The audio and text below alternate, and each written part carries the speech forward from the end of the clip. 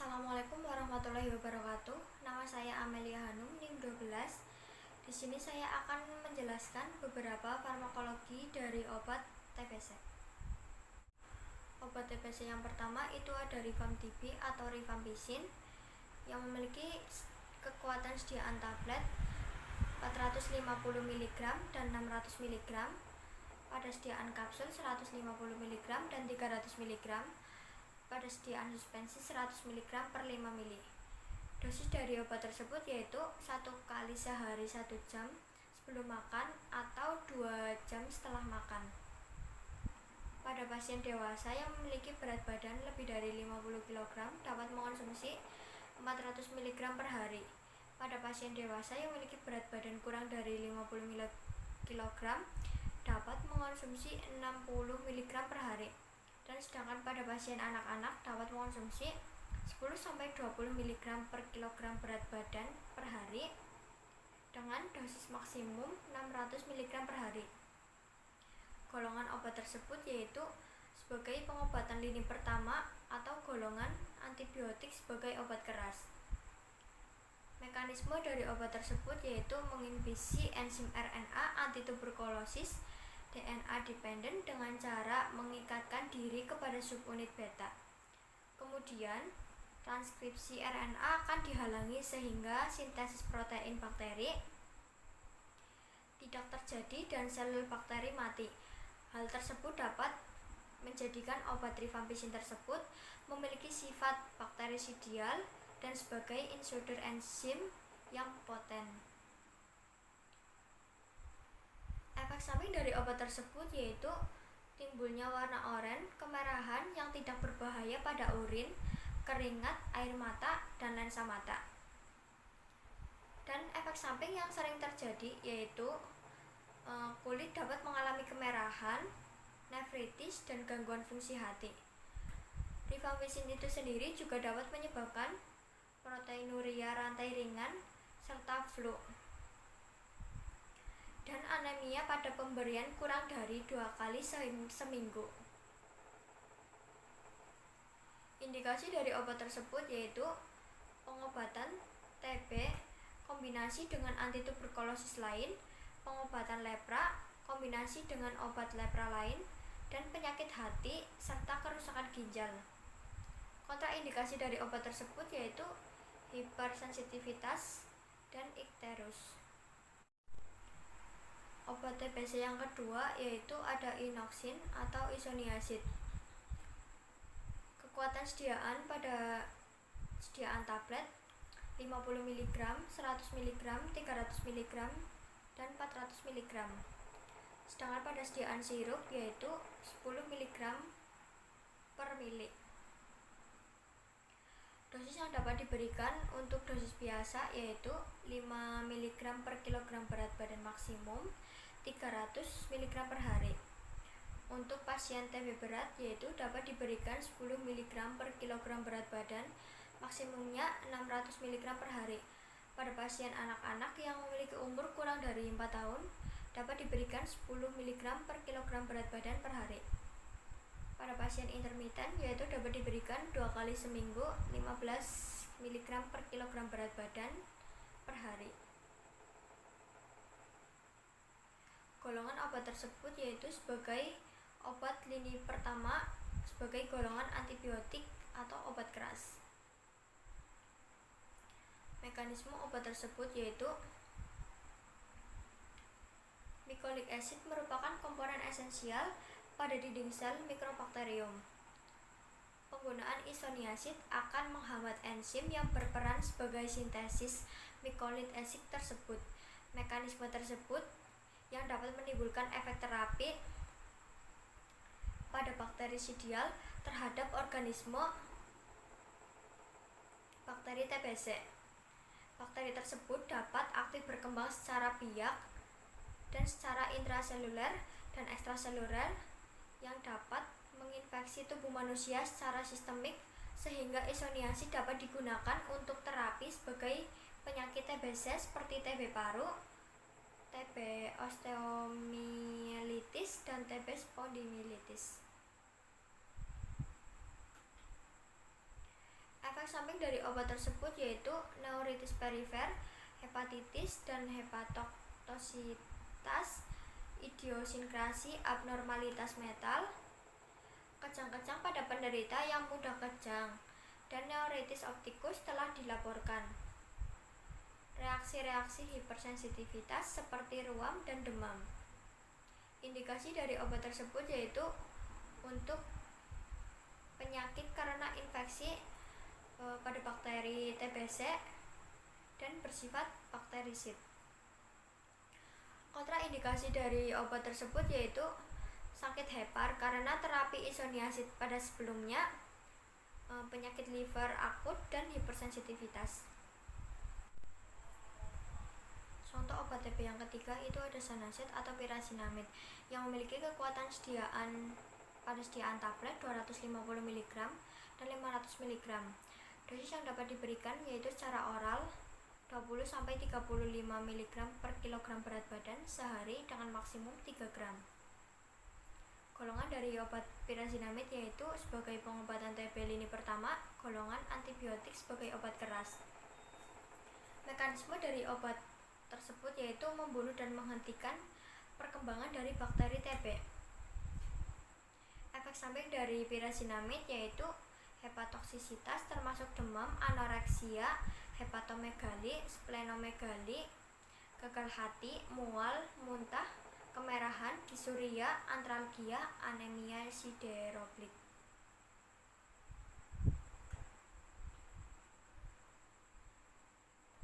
Indikasi dari pirazinamid itu sendiri yaitu tuberkulosis dalam mengkombinasi dengan obat lain, serta infeksi Staphylococcus yang berat dalam mengkombinasi dengan obat lain. Kontraindikasi dari pirazinamid yaitu hipersensitivitas terhadap rifampisin atau komponen lain yang terdapat dalam sediaan penggunaan bersama amprenavir, sakuinavir, rotonavir, kehamilan, dan kerusakan hati.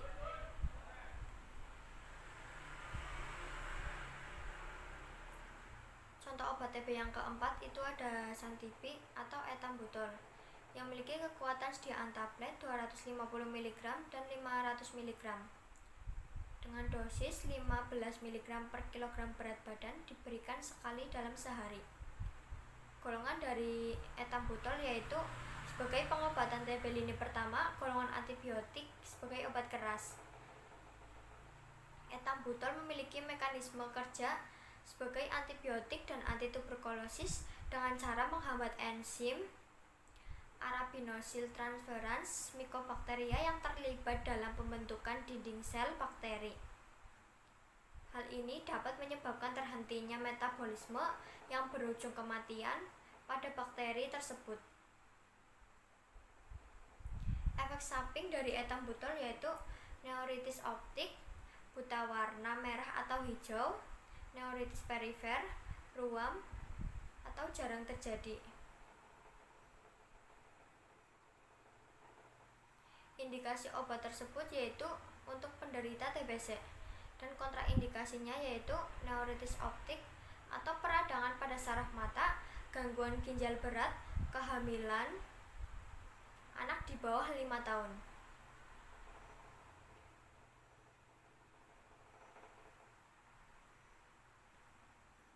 Contoh obat TB yang kelima itu ada streptomycin yang memiliki kekuatan sediaan disuntikan tersedia dalam bentuk bubuk kering dalam vial yang mengandung 1 atau 5 gram zat. Dosis total yang dapat diberikan sehari berkisar 1-2 gram atau 15-25 mg per kilogram berat badan dan 500 mg sampai 1 gram disuntikan setiap 12 jam. Untuk infeksi berat, dosis harian dapat mencapai 2-4 gram dibagi dalam 2-4 kali pemberian. Dosis yang diberikan untuk anak 20-30 mg per kilogram berat badan sehari dibagi menjadi 2 kali penyuntikan. Golongan Golongan dari obat tersebut yaitu pengobatan TB lini pertama, golongan antibiotik atau obat keras. Mekanisme dari streptomycin yaitu sebagai antibiotik golongan aminoglikosida yang bekerja ketika terikat dengan subunit 30 ribosom bakteri yang menyebabkan kesalahan pembacaan tRNA sehingga mengakibatkan bakteri tidak dapat mensintesis protein yang penting untuk pertumbuhan. Efek samping dari obat tersebut yaitu reaksi hipersensitivitas seperti pasien dapat mengalami pusing, demam, dan sebagainya. Serta dapat menyebabkan rasa kesemutan pada tangan, gangguan keseimbangan, serta gangguan pendengaran dapat terjadi pada pasien. Indikasi dari streptomycin yaitu untuk pasien TB paru dengan fungsi ginjal normal, dan kontraindikasi pada ibu hamil, pasien usia lanjut, orang dewasa yang memiliki ukuran tubuh kecil, dan pasien dengan gangguan fungsi ginjal. Contoh obat TB yang keenam itu ada Zirturo atau bedaquiline. Contoh obat TB yang keenam itu ada Zirturo atau bedaquiline yang memiliki kekuatan sediaan tablet 100 mg, yang memiliki dosis pada dewasa dan anak usia lebih dari 6 tahun dengan berat badan lebih dari 30 kg. Dapat diberikan 400 mg per hari pada minggu pertama dan kedua, sedangkan pada minggu ketiga hingga minggu ke-24 dosisnya 200 mg 3 kali per minggu. Jarak antar dosis setidaknya 48 jam. Pada anak usia lebih dari 6 tahun dengan berat badan 16-30 kg dapat diberikan 100 mg per hari selama 2 minggu, dilanjutkan dengan 50 mg 3 kali seminggu dimulai dari minggu ketiga hingga minggu ke-24. Golongan obat tersebut yaitu golongan diariquinon. Mekanisme obat tersebut yaitu obat golongan antibiotik yang bekerja menghambat pertumbuhan bakteri pada TBC. Untuk meningkatkan efektivitas pengobatan, penggunaan bedaquiline harus dikombinasikan dengan obat antibiotik lain seperti levofloxacin. Efek samping dari bedaquiline yaitu dapat merasakan mual atau muntah, sakit maag, sakit kepala, nyeri sendi, kelainan hasil tes fungsi hati. Contoh obat TB yang ketujuh itu ada Respira atau moxifloxacin HCl yang memiliki kekuatan sediaan kaplet salut yaitu 400 mg. Dosis yang dapat diberikan 400 mg per hari dengan lama pengobatan eksaserbasi akut bronkitis kronis 5-10 hari, pneumonia yang dapat dari komunitas 10 hari, sinusitis akut 7 hari. Golongan dari obat tersebut yaitu sebagai antibiotik quinolone. Obat ini bekerja dengan cara menghambat enzim pada bakteri yang diperlukan untuk berkembang biak dan bertahan hidup. Dengan begitu pertumbuhan bakteri akan terhenti dan bakteri tersebut dapat mati. Indikasi dari moxifloxacin HCl yaitu pengobatan pada orang dewasa yang berusia 18 tahun ke atas yang menderita infeksi seperti eksaserbasi atau kambuhnya penyakit atau gejala penyakit yang dapat terjadi secara mendadak. Bakterial akut bronkitis kronis, pneumonia yang dapat dari komunitas, serta sinusitis bakterial akut. Obat TB yang ke-8 itu ada Ceravox atau levofloxacin. Obat tersebut memiliki kekuatan sediaan tablet 500 mg. Dosis yang dapat diberikan pada pasien dewasa eksaserbasi akut dari bronkitis kronik dapat diberikan 500 mg per hari selama 7 hari, pneumonia 500 mg per hari selama 7-14 hari, sinusitis maksilaris akut 500 mg per hari selama 10-14 hari, infeksi kulit dan struktur kulit tidak terkomplikasi 500 mg per hari selama 7-10 hari, infeksi saluran kemih dan pyelonefritis akut 250 mg per hari selama 10 hari. dari obat tersebut yaitu sebagai golongan obat antibiotik fluoroquinolon. Mekanisme dari obat tersebut yaitu menghambat sintesis DNA bakteri. Obat ini mendorong dan memecah untaian DNA dengan cara menghambat DNA girase pada organisme yang rentan sehingga dapat menghambat relaksasi DNA supercoil. Efek samping dari obat tersebut yaitu pasien dapat mengalami diare, mual, vaginitis, flatulence, pruritus, dan abdominal pain. Indikasi dari obat ini yaitu untuk menyembuhkan infeksi bakteri yang sensitif terhadap levofloxacin, sinusitis, eksaserbasi akut, bronkitis kronik, pneumonia, dan infeksi saluran kemih. Kontraindikasi dari obat tersebut yaitu hipersensitif. Terima kasih. Assalamualaikum warahmatullahi wabarakatuh.